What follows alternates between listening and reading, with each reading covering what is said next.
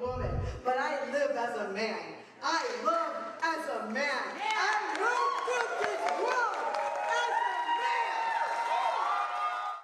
Well, transgender activists and allies wasted no time in protesting one of the Supreme Court's latest rulings.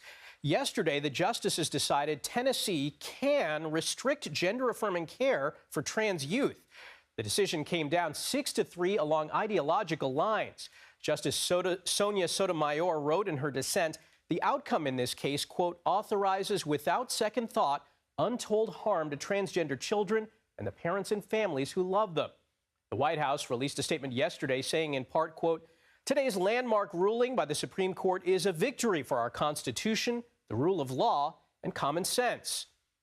Now I want to bring in Karen Lowy. She's a senior counsel and director of constitutional law practice for Lambda Legal and one of the lawyers for the plaintiffs in this case. Karen, good morning. Thanks for joining us. First off, what was your reaction to the ruling? And was it a surprise based on how the justices responded to the arguments back in December? Well, this is a heartbreaking ruling for transgender young people, their families, and their providers. And there's just no question that it makes it harder for transgender youth to escape the danger and trauma of being denied their ability to live and thrive as their authentic selves. You know, while we deeply disagree with the court's ruling that this law only draws lines based on age and medical condition, which are the lines that it saw on the face of Tennessee statute.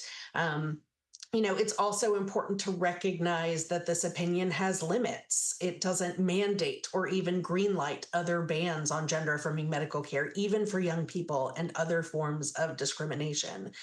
So yesterday was a hard day. It was not the outcome we were hoping for, and it was certainly not the outcome that our clients were hoping for. Now, Karen, have you had a chance to talk to the family who brought this suit? What did they have to say? There were three families who brought this case along with a healthcare provider who, you know, these are incredibly brave people who have all seen firsthand the way that medical treatments like puberty blockers and hormone therapy can be both medically necessary and life-changing for adolescents struggling with gender dysphoria. So these are families who have been fighting to ensure that their kids continue to have access to the care that has enabled them to live healthy, normal teenage life, which is what every parent hopes for. So the decision was really a blow to them, who they're just incredible advocates for their children. Now, we just read part of Justice Sotomayor's dissent. What did you make of that? Her dissent recognized two really important things. One, most critically, you know, as you noted, the very real stakes of laws like Tennessee's for transgender adolescents and their parents, like our clients, for whom this medical care has been necessary and life-changing, which is something that the majority gives pretty short shrift. But the second thing is that she called out that the majority's failure to recognize the inherent sex discrimination in this law and to subject the law to the kind of review that kind of sex discrimination requires, as she said, contorts logic and precedent about how high the bar is for the state to justify that kind of discrimination. Now, when the Supreme Court rules, that's usually the end of the story. Do the families have any recourse at this point?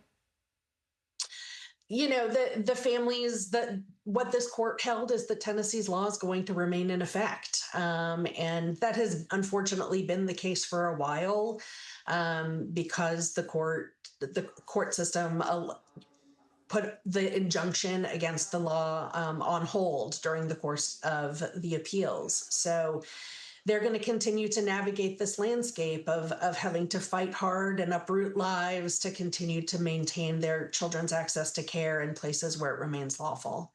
All right. Karen Lowy, thanks for joining us.